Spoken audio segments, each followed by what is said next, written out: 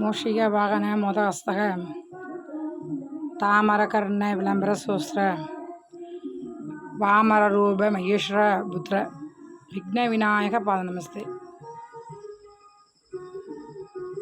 நம்ம எல்லா காரியங்களுக்கும் பார்த்திங்கன்னா முழு முதற் கடவுளை வணங்கிட்டு தான் எந்த காரியத்திலும் முன்னின்று நடத்துவோம்.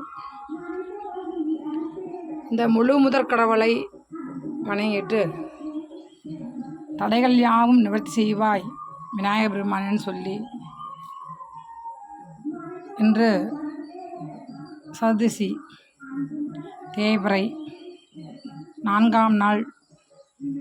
இன்ற நாள் விநாயகருக்கு உகந்த நாள்.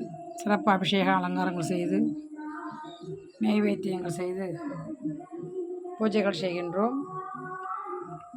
நம்ம சங்கடத்தை நிவர்த்தி செய்கின்ற சங்கடஹார்த்தி. நம்மளோட சங்கடங்கள்லாம் நிவர்த்தி ஆகணும்னா விநாயகர் கோயிலுக்கு செல்லணும். அந்த பௌர்ணமி முடிஞ்சு 4ஆம் நாள் விநாயக பெருமானுக்கு அருகம்புல் மாலை, அருகம்புல் வைத்து அவல் நைவேத்தியங்கள், வெல்லம், அச்சு வெல்லம் நைவேத்தியங்கள், பால் அபிஷேகங்கள், விளக்கேற்றி வழிபட்டால் நம்முடைய சங்கடத்தெல்லாம் நிவர்த்தி பண்ணுவார். இந்த விநாயக பெருமான் வழிபாடு நம்ம எத்தனை தெய்வங்கள் வழிபட்டாலும் முதல் முறையாக பிள்ளையார் வழிபாடு. இதிலேயே அம்மை, அப்பன் அனைத்து தெய்வங்களும் இருப்பதாக ஐதீகம். எல்லா விஷயங்களுக்கும் இந்த கணபதி ஹோமம் செய்கிறாங்க.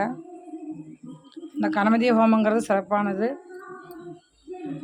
நம்மளுடைய ஆலயத்தில் பார்த்திங்கன்னா மங்கள பிரத்திங்கரா தேவி ஆலயத்தில் ஆவணி 1 தேர் திருவிழாவிற்கு முதல்ல பார்த்திங்கன்னா கணபதி ஹோமம் செய்வோம். 20 ஆண்டுகளாகவே ஒவ்வொரு ஆண்டும் கணபதி ஹோமம் செய்து கோமாதா பூஜை வழிபாடு ஃபஸ்ட்டு, அப்புறம் விநாயகர் வழிபாடு ஹோமங்கள் செய்து அன்று வர பக்தர்களுக்கெல்லாம் வடபாயசோட சாப்பாடு வழங்கி அவரை நினைத்து தான் ஒரு காரியத்தை நாங்கள் இந்த ஆலயத்தில் செய்வோம். அதனால் விநாயகர் பெருமான் வழிபாடு மிக சிறந்தது. தினந்தனமே வழிபடலாம். அவருக்கு பிடித்ததே அருகம்புல் தான். ஒரு அருகம்புல் வச்சு ஒரு நல்ல விளக்கேற்றி வைத்தாலே போதும். அது வீடாகப்பட்டது இருக்கட்டும், ஆலயமாக இருக்கட்டும், ஒரு நல்லெண்ணெய் தீபம், நெய் தீபமோ நல்லெண்ணெய் தீபமோ அருகம்புல் வைத்து, பூ இருந்தால் பூ வச்சு கும்பிடலாம், இல்லை அருகம்புல் வச்சு கும்பிட்டாலே போதும். நம்ம அழைத்தாலே வருவார். ஈசன் மகன் பார்வதி பாலன், அந்த பராசக்தி மைந்தன், அந்த மாயாவன் மருமகன் சொல்லுவாங்க. அதுபோல் அந்த விநாயகர் பெருமானை வழிபடுங்க. எல்லா அருளும் உங்களுக்கு கிட்டும். ஓம் சக்தி.